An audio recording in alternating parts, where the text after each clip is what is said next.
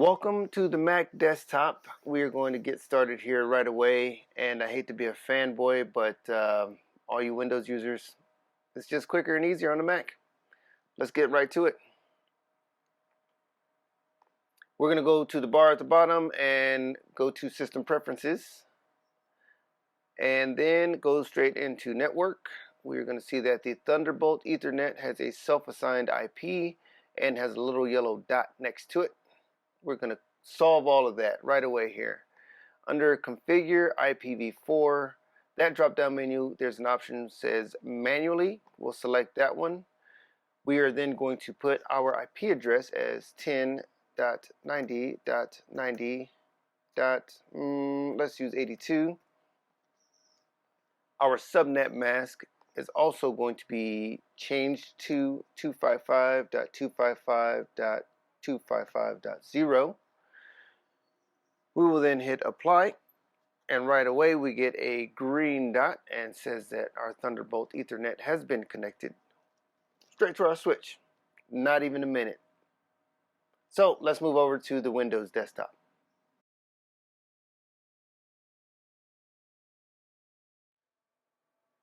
Alright, here is the Windows desktop. Let's get straight to what we're here to do. Move down to the search, type in control, find your control panel, go ahead and open it up, look for Network and Sharing Center, click on that. We are then going to look for our Ethernet connection because that is what's connected to the network switch. We'll click on the hyperlink in the Ethernet status window.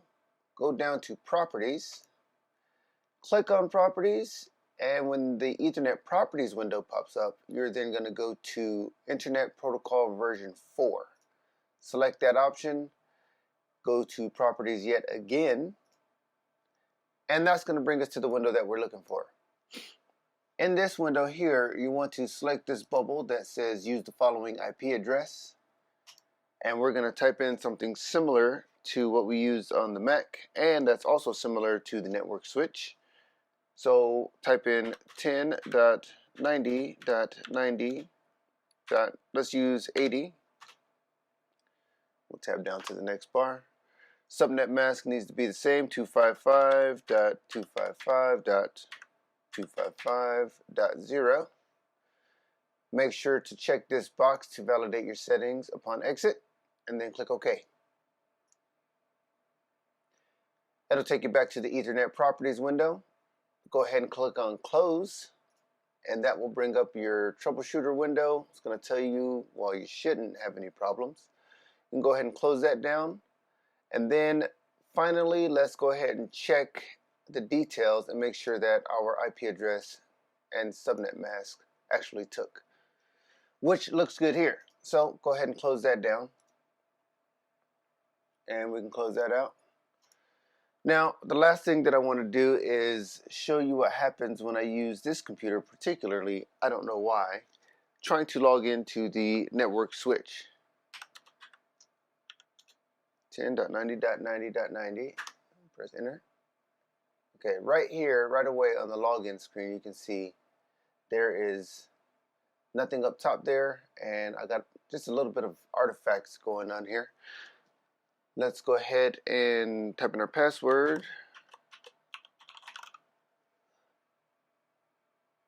Click OK. We don't need to worry about this right now, so we're just going to exit. And that brings us into our login, or I'm sorry, our home screen. Now, right up here, I am getting artifacts all over the place, and I hate that. And also, this is the menu window pane, and there should be a list of items there. Now this happens on Chrome on this computer, it happens on Edge on this computer, it also happens on Safari on my Mac.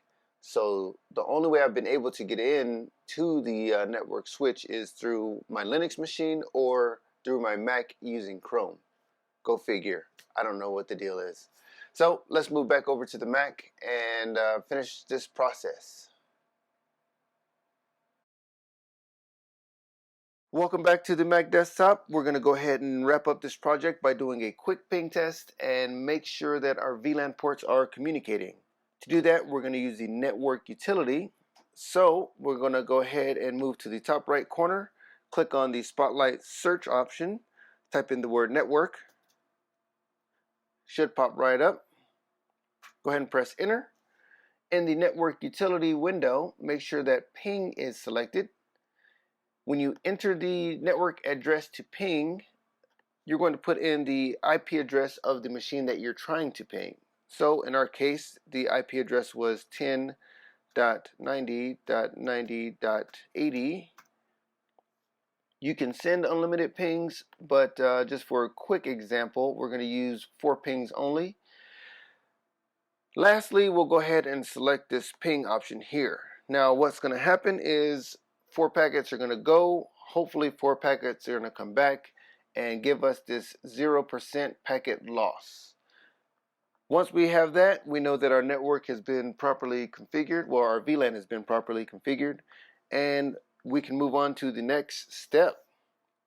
This is pretty much the foundation of how we're going to get started here. So if you've made it good up to this point, then you'll probably be good for the rest of it. If not, go ahead and redress and reassess your situation, ask questions, leave comments, and we'll try to get back to you. Alright, well, that's going to do it for me, so I will see you in the next video. Thanks for watching.